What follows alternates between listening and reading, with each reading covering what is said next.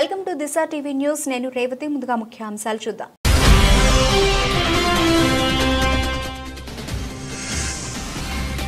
తార్నాకలో inter విద్యార్థిని అదృశ్యం అవడంతో కాలేజీలో కలకలం.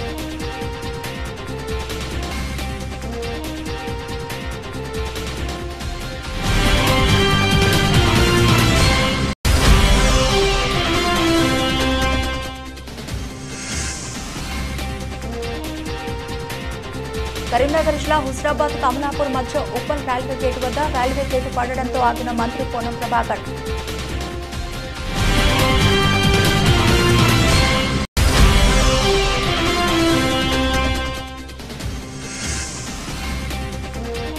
డంపింగ్ యార్డ్ను తరలించాలంటూ నల్గొండ జిల్లా మిర్యాలగూడలో ప్రజలు ఆందోళన.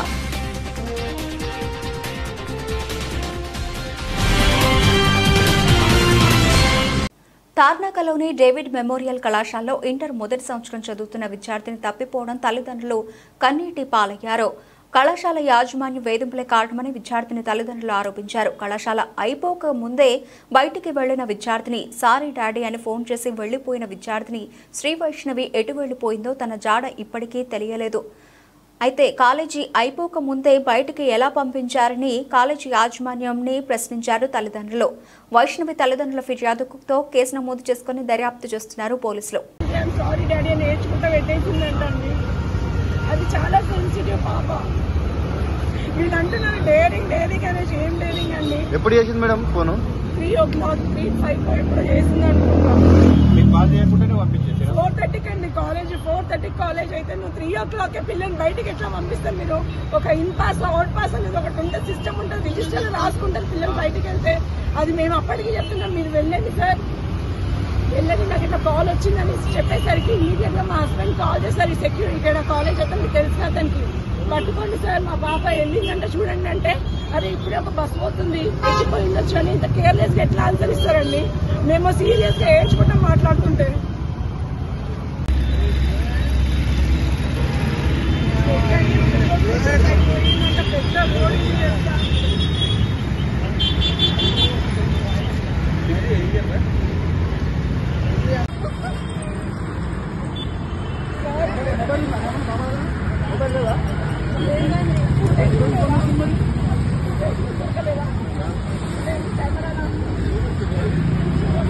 గ్రామీణ క్రీడాకారులను ప్రోత్సహించడం, గ్రామీణ ప్రాంతాల్లో ఉన్న యువత నైపుణ్యాలను అందిపుచ్చుకోవడానికి సిఎస్ విఠల్ మెమోరియల్ ట్రస్ట్ చేయూతను అందిస్తోందని ట్రస్ట్ ఎగ్జిక్యూటివ్ ట్రస్టీ అజయ్ మరియు శ్రీనివాస్ ఎలవర్తి అన్నారు. జాతీయ స్థాయిలో క్రీడాకారులతో టోర్నమెంట్ను నిర్వహించడం అభినందనీయమని, ఇక ముందు నిర్వహించే ఎలాంటి ట్రస్ట్ ఈ కార్యక్రమాలకు మా సంపూర్ణ సహకారం అందజేస్తామని అన్నారు. టోర్నమెంట్లో గెలుపొందిన విజేతలకు ప్రథమ బహుమతిని, సదరన్ సునామీ టీంకి ద్వితీయ బహుమతిని మరియు జీఎస్టీ ముంబై తృతీయ బహుమతి రైల్వేస్ వారు గెలుచుకున్నారు. కార్యక్రమంలో ట్రస్ట్ అధ్యక్షులు అజయ్, ఇండియన్ ఆర్మీ సునీల్ గౌడ్, సుభిషి, వేణుగోపాల్, వెంకట్, రవి, గోపాల్, ప్రశాంత్, గిరీష్, భరత్, కిషోర్, జైపాల్ రెడ్డి, వివిధ రాష్ట్రాల క్రీడాకారులు తదితరులు పాల్గొన్నారు. సో లైన్ అప్ చేశారు కాబట్టి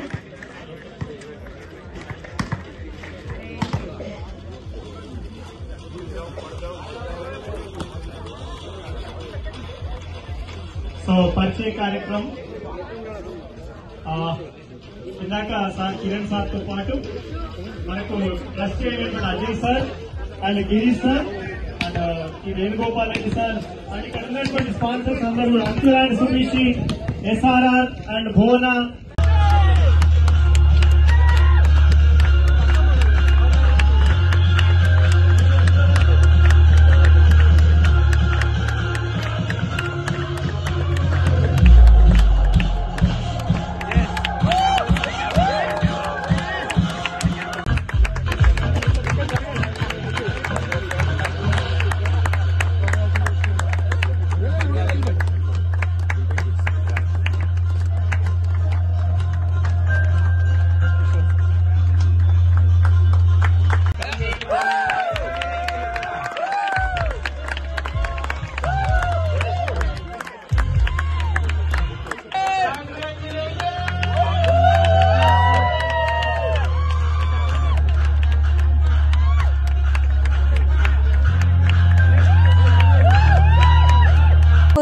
కమలాపూర్ వద్ద ఉప్పల్ రైల్వే గేటు వద్ద రైల్వే ఓవర్ బ్రిడ్జ్ కి తాను పార్లమెంటు సభ్యుడిగా ఉన్నప్పుడు ప్రతిపాదనలు పెట్టి శంకుస్థాపన చేయడం జరిగిందని మంత్రి అన్నారు.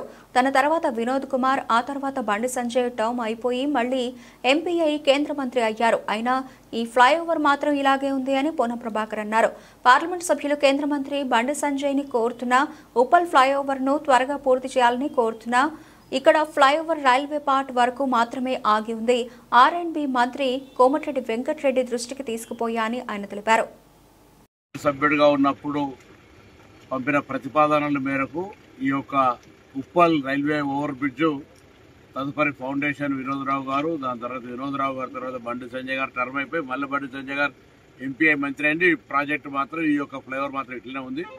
నేను గౌరవ పార్లమెంట్ సభ్యుడు, కేంద్ర మంత్రివర్గ సభ్యుడు గౌరవనీయులైనటువంటి బండి సంజయ్ గారిని కోరుతా ఉన్నా ఈ యొక్క ఉప్పల్ ఫ్లైఓవర్ను తొందరగా పూర్తి చేయించమని. రైల్వే పార్ట్ వరకే ఆగి ఉన్నది. మేము మన గౌరవ ఆర్ఎండ్బి శాఖ మంత్రులు కోమటిరెడ్డి వెంకటరెడ్డి గారి దృష్టికి కూడా తీసుకెళ్లినాను. రాష్ట్ర ప్రభుత్వం నుంచి కూడా దీనికి తొందరగా మూవ్మెంట్ చేసే ప్రయత్నం చేస్తా. రేపు 2-3 రోజులు ఢిల్లీ పోయింది. ఢిల్లీ పోయినప్పుడు తప్పకుండా ఈ అంశాన్ని నేను కూడా సహచర మా కాంగ్రెస్ ఎంపీల ద్వారా కేంద్ర ప్రభుత్వం దృష్టికి తీసుకొని వస్తా. కానీ బాధ్యత గల ఈ ప్రాంతంలో ప్రాతినిధ్యం వహిస్తున్న బండి సంజయ్ గారు ఇక్కడ ప్రజల యొక్క ఇబ్బందులను దృష్టిలో పెట్టుకొని ఈ ఓవర్ బ్రిడ్జ్ నిర్మాణం తొందరగా చేపించాలని కోరుతా ఉన్నాను. డంపింగ్ యార్డ్ను తరలించాలంటూ నల్గొండ జిల్లా మిర్యాలగూడలో ప్రజలు ఆందోళనకు దిగారు. చెత్త వేసేందుకు వచ్చిన వాహనాలను అడ్డుకున్నారు. డంపింగ్ యార్డ్ను తరలించాలని అధికారులకు ఎన్నిసార్లు ఫిర్యాదు చేసినా పట్టించుకోలేదని ఆగ్రహం వ్యక్తం చేశారు. 15 ఏళ్లుగా డంపింగ్ యార్డుతో అనేక ఇబ్బందులు పడుతున్నామంటున్నారు. డంపింగ్ యార్డు కారణంగా గాలి, భూగర్భ జలాలు రంగు మారి ఆరోగ్య సమస్యలు వస్తున్నాయని తెలిపారు. ప్రభుత్వం వెంటనే డంపింగ్ యార్డు తొలగించాలని డిమాండ్ చేస్తున్నారు. మున్సిపాలిటీ పరిధిలో ఉన్న 4వ వార్డు రామ్నగర్ బంధంలో ఒక తీవ్రమైన సమస్య గత 12 సంవత్సరాల నుంచి కూడా ఒక తీవ్రమైన సమస్య ఉంది. ఆ సమస్యను పరిష్కరించుకోవడం రోడ్డు మీదకి ఎక్కాము మేము మున్సిపాలిటీ ముందర. విషయం ఏంటంటే డంపింగ్ యార్డ్ పొగ. ఈ డంపింగ్ యార్డ్ పొగ గత 12 సంవత్సరాల నుంచి కూడా విపరీతంగా పెరుగుతూనే వస్తుంది. కానీ దీన్ని తగ్గించేది అధికారులు అయితే లేరు. ముఖ్యంగా గవర్నమెంట్ అధికారులు అయితే ముందుకు రావట్లేరు. కొన్ని రోజుల కిందటే మా యొక్క 4వ వార్డు ప్రజలందరం కలిసి మున్సిపల్ కమిషనర్ గారికి వినతి పత్రం కూడా ఇచ్చాము. వినతి పత్రం ఇచ్చినా సరే వాళ్ళకి కాడి నుంచి ఎటువంటి రెస్పాన్స్ లేదు. కాబట్టి అధికారులు ముఖ్యంగా కోరుకునేది అంటే ఈ డంపింగ్ యార్డ్ని రీసైక్లింగ్ చేయాల్సిందిగా కోరుతున్నాం. పోదు అనే విషయం చెప్తున్నారు, ఎప్పటి నుంచి చెప్తున్నారు సరే అది ఓకే. కాబట్టి రీసైక్లింగ్ చేసే పరికరాలు ఆ మిషనరీ తీసుకొచ్చి రీసైక్లింగ్ చేస్తారా లేదా తొలగిస్తారా అని మేము అడుగుతుంటే ఇక చేస్తాం గత 12 సంవత్సరాల నుంచి పొడిగిస్తూనే ఉన్నారు. ఎంతకాలం అని ఇలా మేము ఓపికతోటి ఉండాలని చెప్పేసి ఈరోజు రోడ్ ఎక్కడం జరిగింది. అధికారులను త్వరగా ఈ డంపింగ్ యార్డ్ సమస్యను అధికారులు త్వరగా తొలగించాలా, రీసైక్లింగ్ చేయాలనేది విషయాన్ని మీ ముందుకు తీసుకొస్తున్నాం. కాబట్టి దయచేసి అధికారులు ఈ యొక్క సమస్యని పరిష్కరించాలని కోరుకుంటున్నాం. అలాగే ప్రజలు పడే ఇబ్బందులు, తీవ్రమైన ఇబ్బందులు పడుతున్నారు. ఒకటి శ్వాస తీర్చుకోలేక, మరొకటి ఎలర్జీ, మరొకటి విపరీత జ్వరాలతో. గత 2 రోజుల కిందట ఇక్కడ మా యొక్క ఫ్రెండు జ్వరంతో వచ్చి బెడ్ మీద పడుకుండు. అది అశ్వాసతో గురయ్యి ఆ స్వామి మరించాడో తెలియదు, ఇంకే కారణమో తెలియదు. కానీ మాకేది ఎక్కువ అయితే ఈ డంపింగ్ యార్డ్ పొగ వల్లనే ఆ స్వామికి ఏదో అయిందని మేము ఇలా రోడ్ ఎక్కాల్సి వచ్చిన పరిస్థితి వచ్చింది. కాబట్టి అధికారులు ఇలాంటి విషయాలు ఇంకా ముందు ఇలాంటి కాకుండా చూసుకోవాలని అధికారులను కోరుకుంటున్నాం. డాక్టర్లు సమయానికి రాకుండా నిర్లక్ష్యం వహిస్తూ వైద్య సేవలు సరైన రీతిలో అందడం లేదని స్థానికుల ఫిర్యాదు మేరకు కంటోన్మెంట్ 2వ వార్డులోని యూపీహెచ్సి బస్తీ దవాఖానాలో కంటోన్మెంట్ ఎమ్మెల్యే గణేష్ ఆకస్మిక తనిఖీలు చేపట్టారు. కంటోన్మెంట్ సీనియర్ నాయకులు శ్యామ్సన్ రాజు పాల్గొన్నారు. ఈ సందర్భంగా ఆసుపత్రిలో రోగులతో మాట్లాడి వైద్యం ఎండుతున్న తీరుపై ఎమ్మెల్యే అడిగి తెలుసుకున్నారు. సిబ్బంది సమయానికి రాకుండా విధుల్లో నిర్లక్ష్యం వహిస్తే కఠిన చర్యలు తప్పవని, ఎంతో గౌరవప్రదమైన వైద్య వృత్తిలో అలసత్వం వహించరాదని వైద్యులకు, సిబ్బందికి ఎమ్మెల్యే సూచించారు. రికార్డులను ఎప్పటికప్పుడు సరిచూసుకుని పేషెంట్లను ఇబ్బంది పెట్టకుండా వచ్చిన ప్రతి ఒక్కరికి నాణ్యమైన వైద్య సేవలు అందించాలని ఆదేశించారు.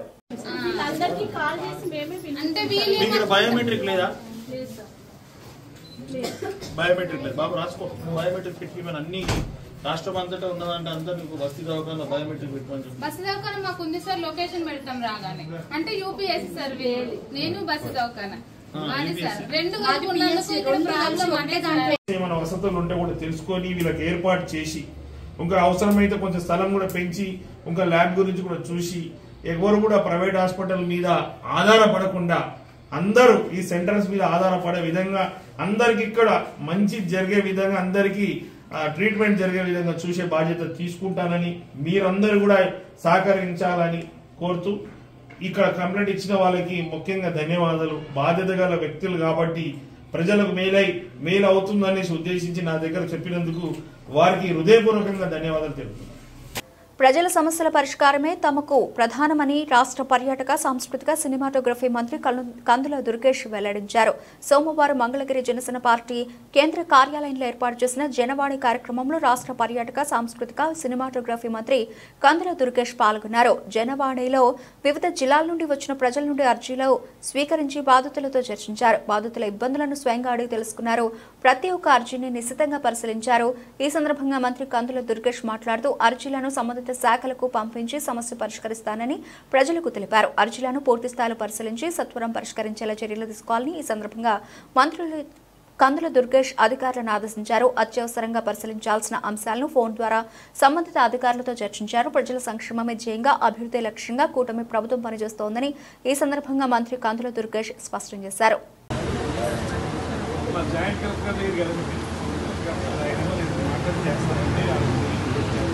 రాష్ట్రంలో టూరిజం అభివృద్ధికి ప్రత్యేక ప్రణాళికలు రూపొందిస్తూ ఈ రంగం ద్వారా ఉపాధి అవకాశాలు మెరుగుపరిచే దిశగా ప్రభుత్వం ముందుకు వెళుతోందని రాష్ట్ర ఉప ముఖ్యమంత్రి అటవీ పర్యావరణ శాఖ మంత్రి పవన్ కళ్యాణ్ స్పష్టం చేశారు.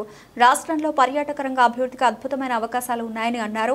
ప్రపంచంలో ఎన్నో దేశాలు కేవలం టూరిజం ద్వారానే అభివృద్ధి చెందాయని, రాష్ట్రాన్ని టూరిజం హబ్గా మార్చేందుకు ప్రభుత్వ శాఖలు సమన్వయంతో ముందుకు వెళ్లాలని దిశానిర్దేశం చేశారు. మీరు చెప్తున్నప్పుడు పివి నరసింహారావు గారు ఆయన దేవాదాయ శాఖ మంత్రిగా ఉన్నప్పుడు యాత్రా బస్సులు స్టార్ట్ చేసి పలు దివ్యక్షేత్రాలు వచ్చినప్పుడు గుర్తొచ్చింది మీరు చెప్తా ఉంటే. అవన్నీ వదిలేసాం ఈ రోజున. అంటే చాలా మంది మనం టూరిజం అనగానే చాలా పెద్దవి అనుకుంటూ ఉంటాం. అంటే ఇప్పుడు ఏమైపోయిందంటే టూరిజం అంటే వేరే దేశాలకు వెళ్ళడం అయిపోయింది తప్ప మనకి నేటివ్ టూరిజం అనేది ఇది అయిపోయింది. సో మీకంటే ముందు శాంతిప్రియ పాండే గారితో కూడా మన ఫారెస్ట్ డిపార్ట్మెంట్ అఫీషియల్స్తో కూడా చాలాసార్లు ఎకో టూరిజం గురించి మాట్లాడడం, ఎక్స్క్లూజివ్లీ ఒక ఎకో టూరిజం పాలసీని కూడా ఇవాల్వ్ చేశాం. Ma'am I think committee has been constituted and ఒక ప్రత్యేక కార్పొరేషన్ కూడా పెట్టాం. దానికి సంబంధించి we have initiated corporation. When that policy will be ready ma'am?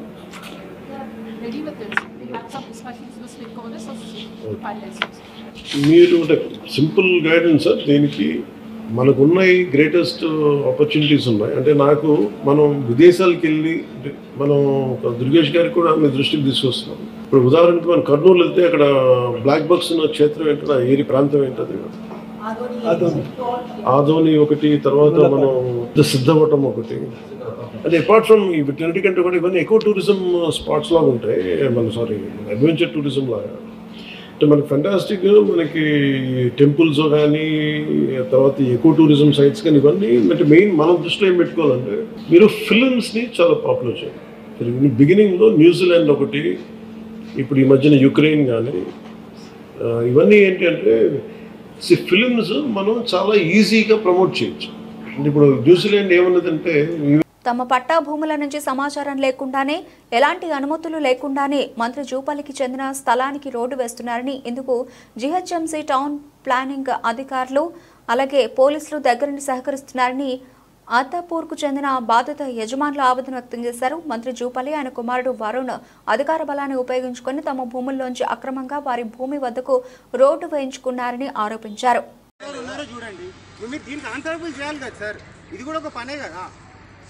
మీరు ఈడ ఎట్లా వరకు ఈ ల్యాండ్ ఎంక్రోచ్ ఎట్లా చేస్తారు? 20/40 feet 20/40 feet you don't have any right sir. Majid గారు ఈ 20/40 ఫీట్ నాకు చూపించండి సార్. ఇది తీసుకొని అది పోతారా, లేకపోతే అది తీసుకొని ఇది వస్తారా? ఇది మాట్లాడి అది పోవాలి కాదు సార్. ఆ మొత్తం పోలీస్ ప్రొటెక్షన్ తెచ్చి మేమేమో ఆపితే మమ్మల్ని తీసుకోపోనికి రెడీగా నిలబెట్టారు. మాకు స్టోరీ అంతా అర్థమవుతుంది. ఏం చేస్తారు? కామన్ మ్యాన్ చంపుతారేమో, చంపండి. ఆయన మినిస్టర్ అయితే ఇక్కడ కాపీ మాకు లీగల్గా సర్వ్ చేయండి. మాకు అసలు రాలేదు నోటీస్. అది మన నోటీసులు ఉంటాయి, పెట్టుకోరా. మీరైతే తప్పు సార్. సార్ మీరు ఇంత ఎడ్యుకేటెడ్ అయి ఉండి ఇంత రెస్పెక్టబుల్ పొజిషన్ ఉన్నప్పుడు ప్రాసెస్ ప్రకారం చేయండి. ఇది ఇంకా గవర్నమెంట్కి గిఫ్ట్ లేదంటున్నాం. Still you people are trying to acquire. This is not at all fair. ఇప్పుడు 20/40 ఫీట్ లేదంటే దీనికి మీ దగ్గర ఆన్సర్ లేదు.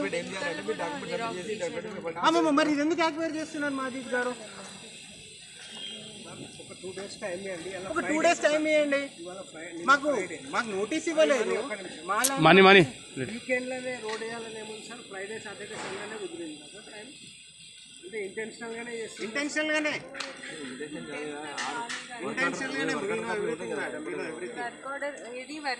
ఒక 2 డేస్ ఆగొచ్చు కదా మేడం. 2 డేస్ ఆగొచ్చు కదా. 2 డేస్ మాకు ఇంటిమేషన్ కూడా ఇవ్వలేదు. వాళ్ళు అంతే సాటర్డే సండే హాలిడే అని చెప్పి అట్లా మన కోర్టు కోలేమని చెప్పి డైరెక్ట్ అటాక్ అయిపోయింది. పర్మిషన్ ఇచ్చారు కాబట్టి మీరేమో మీరు కాదని చెప్తున్నారు సార్. ఆర్టీపీలు ఉందా? మాస్టర్ ప్లాన్ ఉందా? ఇప్పుడు ఆర్టీపీలు లేనప్పుడు ఇది ఎట్లా తీసుకుంటారు సార్? పర్మిషన్ ఇచ్చేప్పుడు అరే అలా పర్మిషన్ ఇది కావాలని అడిగారు సార్, మీరు తీసుకోవడానికి లేదు. మరి చూడండి మీరే, అందుకే మేము రిక్వెస్ట్ చేస్తున్నాం. మరి చూడండి అని చెప్తున్నాము. మీరు చూడండి, వాళ్ళు పర్మిషన్ తెప్పించుకొని చూడండి. ఐటీ ఇంజనీర్ ఉంటారు కదా సార్, तुम्हारा सुपरवाइजर को बुला अंदर से बोल के आओ जाओ ఫోన్ కరో. అరే మీరు టౌన్ ప్లానింగ్ వాళ్ళు, మీకు 2 minutes ఆర్డర్ వస్తుంది, వీళ్ళ పర్మిషన్ కాపీలో చూడండి. ఇది ఇంకా గవర్నమెంట్ గిఫ్ట్ లేదు సార్. మీరు కామన్ మ్యాన్ని ఆయన బిల్డర్, ఆయన మినిస్టర్ కొడుకు అని చెప్పి ఇన్ఫ్లుయెన్షియల్ చేస్తారని చెప్పి మీరు అన్ని మమ్మల్ని ఇబ్బంది పెట్టడం అయితే కరెక్ట్ కాదు సార్.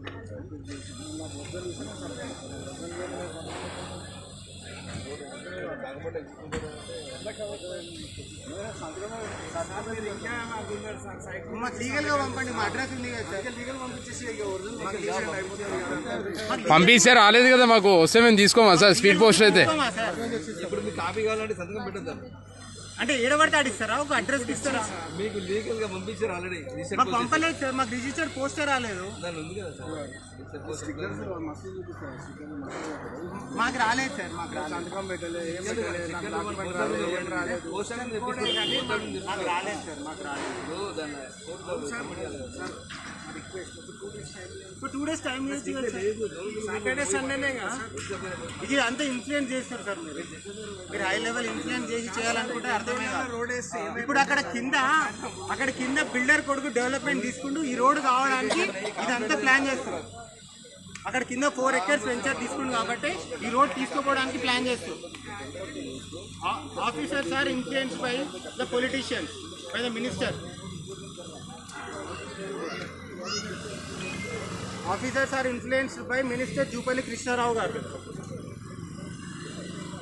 ఆయన కొడుకుది అవుతుందని చెప్పి ఇంత ఇన్ఫ్లుయెన్స్, ఇంత హడావిడియా. మాకు అట్లీస్ట్ ఇంటిమేషన్ కూడా ఇవ్వలేదు సార్. మాకు ఒక ఇంటిమేషన్ ఇవ్వలేదు.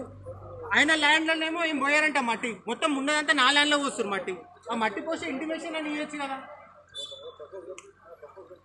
ప్రాబ్లం ఆవేదన కూడా చెప్పనియారు ఇడ.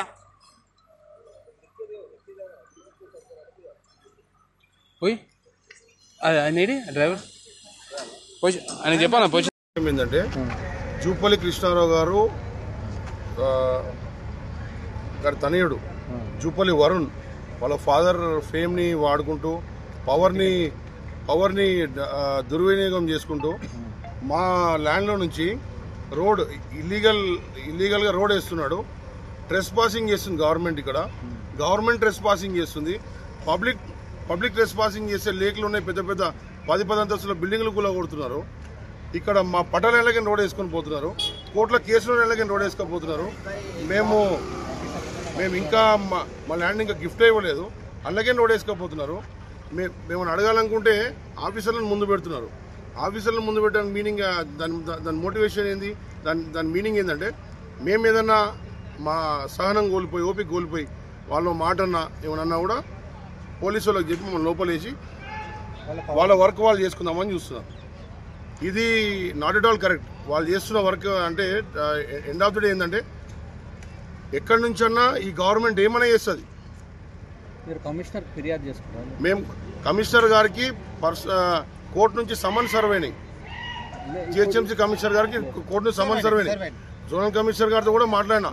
జోనల్ కమిషనర్ గారు కూడా జూపల్లి గారి తొత్తులేక వివరిస్తున్నాడు. ఇప్పుడు మీరు ఫిర్యాదు చేశారా?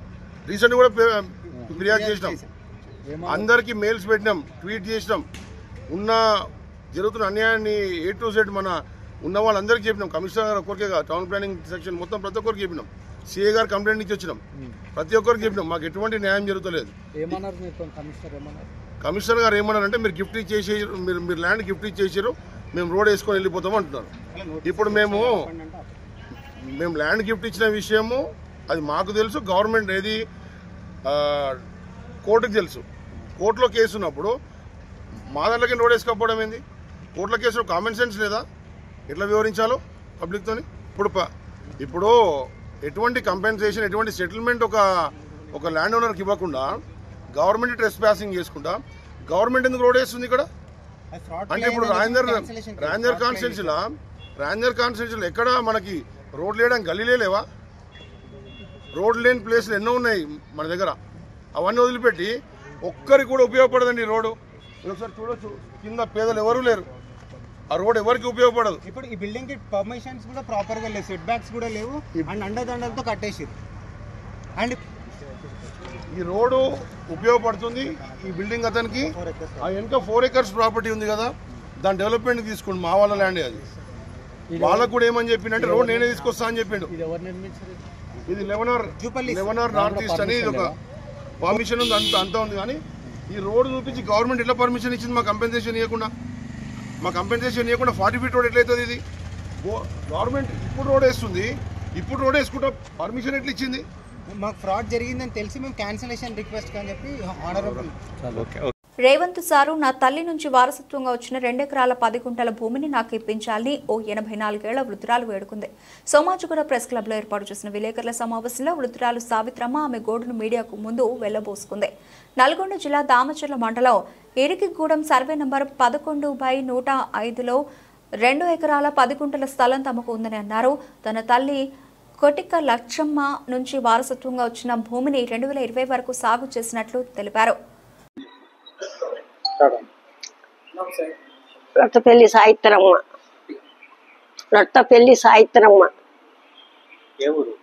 ఇరికిగూడెం దామచర్ల మండలం నల్లగొండ జిల్లా. మా భూమి ఇరుగుడాన 2 ఎకరాల 10 గుంటలు కోటిక లచ్చమ్మ అమ్మ నాకిచ్చింది. నాకిచ్చిన పొలాన్ని శంకర్ నాయక అడ్డం తిరిగి ఆమెకొద్దు, ఆమెకి ఇయ్యొద్దు, వీళ్ళకి కావాలా అని శంకర్ నాయక అడ్డం తిరిగి 2 ఏళ్ల సంది నానా తిప్పలు పెట్టి అల్లాడిపోతున్నాం. గువ్వ నీళ్ళు లేకుండా 2 మాటలు వచ్చి వాళ్ళు కొట్టినా కూడా ఏమోనని ఓపికతో ఉన్నా కూడా నన్ను ఇట్లా ఈ రకంగా చేస్తుండ్రు. శంకర్ నాయక ఆ పేరు రాజకీయ నాయకుడయ్యా, నాకు అనరావద్దయ్యా. శంకర్ నాయక అడ్డం తిరిగిండు. ఎంఆర్ కాడికి ఆర్ఐ గారికి పో అంటాడు, మళ్ళీ ఇయ్యొద్దు వంజుడుకులాల ఇస్తానని మళ్ళీ ఎందుకు ఇయ్యటం లేదు అని వాళ్ళని తిడతాడు. నన్ను పోమంటాడు, వాళ్ళని తిడుతుండు. ఇయ్యటంలే భూమి మీద టీం అన్నా కూడా ఇయ్యటంలే. 5 లక్షలు అడిగిండు ఎంఆర్ఓ ఆర్ఐ గారు. నా వల్ల కాదయ్యా, దండం పెట్టి 1 లక్ష ఇస్తానన్నా. ఒప్పుకోకుండా నన్ను కన్న తెప్పలు పెట్టి కన్నాకు సట్లు పెడుతుండ్రు. భూక లేని దాన్ని 2 ఎకరాలు మమ్మది. ఎంఆర్ ఏమంటుండు, ఇత్తలే అంటాడు, ఇయ్యటంలే. నాకు లచ్చొద్దు, ఏమొద్దు, నేను ఇయ్యను. శంకర్ నాయక చెబుతుండు. ఎంఆర్ పేరు తెలియదు. ఫేస్బుక్ లేదు, మమ్మది ఉంది. మా అమ్మకి నేను ఒక్కదాన్ని.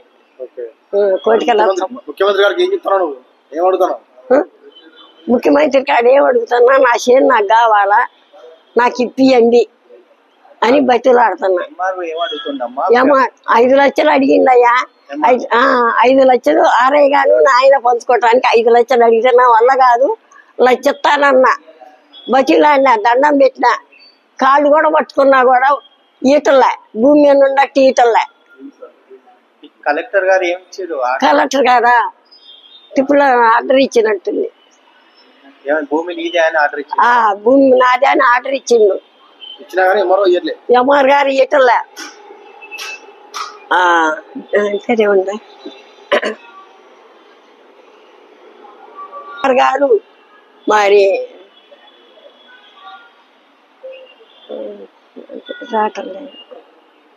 కలెక్టర్ గారు మోసిన్ అహ్మద్ అనే వ్యక్తి హైదరాబాద్లోని గుల్షన్ నగర్, గోలక్పూర్, ముషీరాబాద్ ప్రాంతానికి చెందిన వ్యక్తి స్క్రాప్ బిజినెస్ నడిపిస్తూ జీవనం సాగిస్తున్నాడు.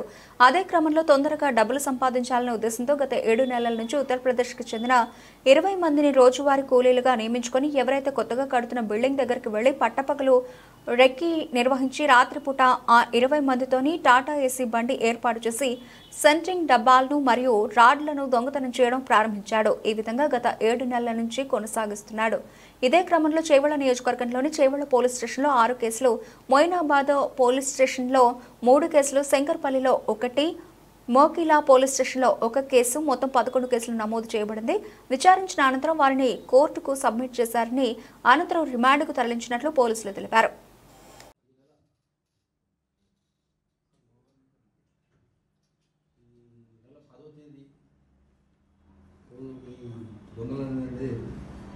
పట్టుకోవడం జరిగింది. న్యాయస్థానం ముందు హాజరుపరిచి న్యాయస్థానం ఆదేశాల మేరకు పోలీస్ కస్టడీలో తీసుకొని మళ్ళీ విచారించగా దీనికి వెనుక ఎవరు ఉన్నారు ఏం సంగతి అనేది పూర్తిగా వివరాలు జరిగింది. దాదాపు 11 కేసులో సుమారు ఒక 4,000 పైచేలు ఈ సెట్టింగ్ బాక్సెస్, దాని వర్త్ అందాదా 25 లక్షల ఉంటుంది. సార్ ఎంత సార్? 25 lakhs. 25 lakhs 43,000 కిలోలు. దాన్ని పోలీస్ కస్టడీలో విచారించి హైదరాబాద్ ప్రాంతంలో ఓపెన్ ప్లేస్లో ఉండే అక్కడ దాచారు. అక్కడ నుంచి మూసీన ఆడడం ప్లస్ ఇంకా నుంచి రికవర్ చేయడం జరిగింది. నేరస్తులు అనేది న్యాయస్థానం ముందు హాజరుపరచడం జరిగింది. ఈ కేసులో ఇంకా 7 మంది నేరస్తులు పరారీలో ఉన్నారు. వాళ్ళంతా 7 మంది నేరస్తులు పరారీలో ఉన్నారు. అందరు ముఖ్యులు అల్తాఫ్ మరియు ఇమ్రాన్, ఇంకా ఒక 4 ముఖ్యులు ఉన్నారు. వీళ్ళే డే టైంలో ఒక మోటార్ సైకిల్ పైన అండర్ కన్స్ట్రక్షన్ సైట్స్ ఎక్కడ ఉందో అక్కడ అల్తాఫ్, ఇమ్రాన్, వసీ,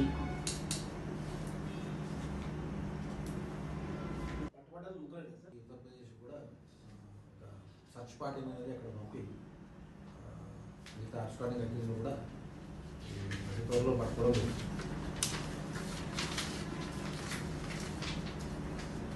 ఉస్మాన్ మరియు అహ్మద్ వాళ్ళ సహకారం అనేది చాలా ఉంది. మా పోలీస్ సిబ్బందికి 2 రోజులు దరిదాపుగా రాత్రంతా నిఘా పెట్టేసి వీళ్ళని ఎట్టి పరిస్థితుల్లో పట్టుకోవాలి, మెనాన్స్ అది కావాలనే ఉద్దేశంతో మా టీంతో పాటు స్ట్రాటజిక్ ప్లేసెస్లో నిఘా పెట్టడం జరిగింది. దాని తగ్గట్టే వీళ్ళు ఆ రోజు దొంగతనం రావడము, రిటర్న్లో పట్టుకునే క్రమంలో రిజ్వాన్ మరియు అహ్మద్ బృందాన్ని అనేది దాడి చేయడం జరిగింది. ఆ దాడి చేయడంలో 2 గాయాలని వాళ్ళ సహకారం అనేది చాలా ఉంది. బులెటిన్ ముగించే ముందు హెడ్లైన్స్ మరోసారి.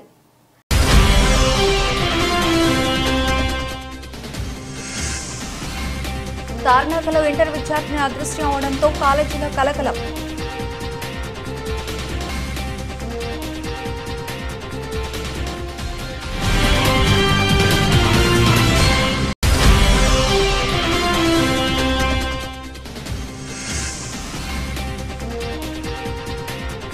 కరీంనగర్ జిల్లా హుస్రాబాద్ కమలాపూర్ మధ్య ఉప్పల్ రైల్వే గేటు వద్ద రైల్వే గేటు పడడంతో ఆగిన మంత్రి పొన్నం ప్రభాకర్.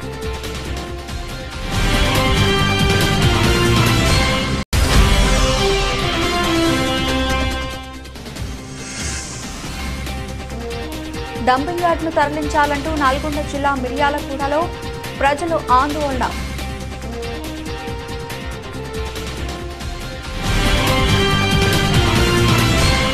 ఇవి ఇప్పుడు వరకు బులెటిన్ అప్డేట్స్. మరిన్ని అప్డేట్స్తో మళ్ళీ కలుద్దాం. అంతవరకు సెలవు. నమస్తే.